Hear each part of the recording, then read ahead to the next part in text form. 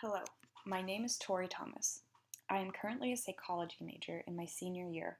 I chose to do my presentation on climate change because I believe it's the one issue that affects every single person in the world for this generation and generations to come. When people think of climate change, they often imagine a distant threat that they really can't relate to.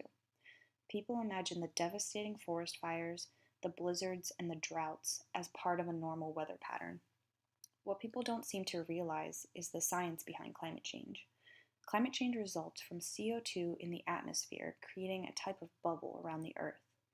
When heat, in the form of light, comes through the atmosphere, some gets absorbed by the Earth's surface while some bounces back to be released into space.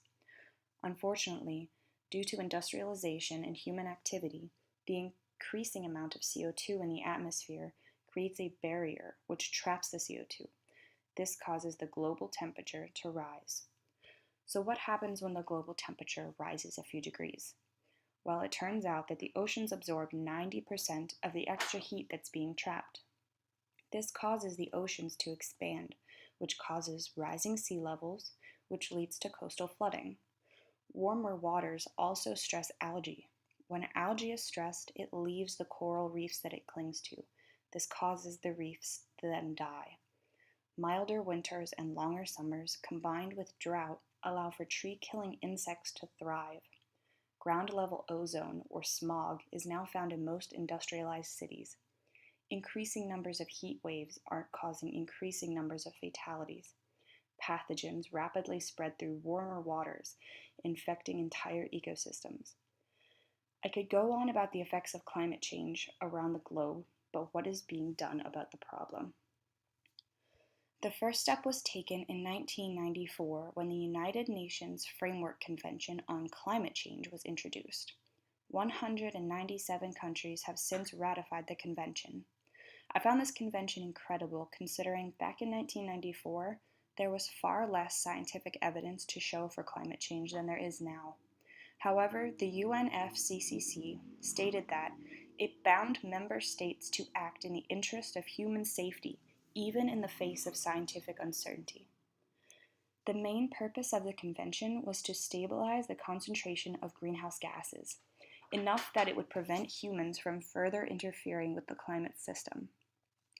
Industrialized countries are the main problem, so they have been required to cut emissions the most.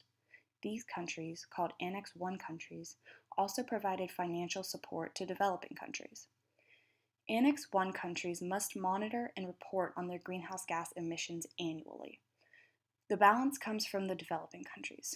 Annex I countries allow developing countries to produce more emissions as to not hinder their progress, but the extra emissions are still compensated for by other countries. Branching from the UNFCCC came the Kyoto Protocol. The Kyoto Protocol was adopted in 1997. Similarly, the protocol sets targets for developed and non-developed countries to help lower GHG emissions over an 8-year period. By 2020, developed countries that adopted the Kyoto Protocol should lower GHG emissions by at least 18% below 1990 levels. In contrast to the UNFCCC, the Kyoto Protocol also utilized a market-based system to meet target emissions. Countries are able to engage in international emission trading, clean development mechanism, and joint implementation. International emission trading allows countries that are well under their emission allotment to sell excess emission units to countries that are over their targets. The clean development mechanism allows some countries to implement an emission reduction project in non-developed countries. This idea goes hand in hand with joint implementation, which allows developing countries to basically earn emission reduction units. These allow other countries to implement their emission reduction projects. The Kyoto Protocol is another stepping stone in lowering and stabilizing global GHG emissions. The next and most recent step was the Paris Agreement. Last I checked, 105 of the 197 parties have ratified the Paris Agreement. The main objective of the agreement is for global cooperation and awareness in keeping the global temperature well below 2 degrees Celsius. All parties agree to their own best effort or nationally determined contribution. This includes all parties annually reporting emissions and implementation efforts. This agreement will take a collective effort of all parties. In 5 years, the progress of all parties will be assessed. It's hard to say where we'll be in the fight against climate change in a few years.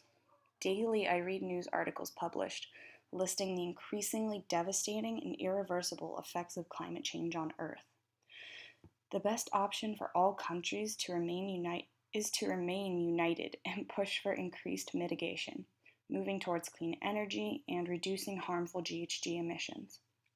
This really is a global effort, and this problem will never disappear without globalized cooperation and action.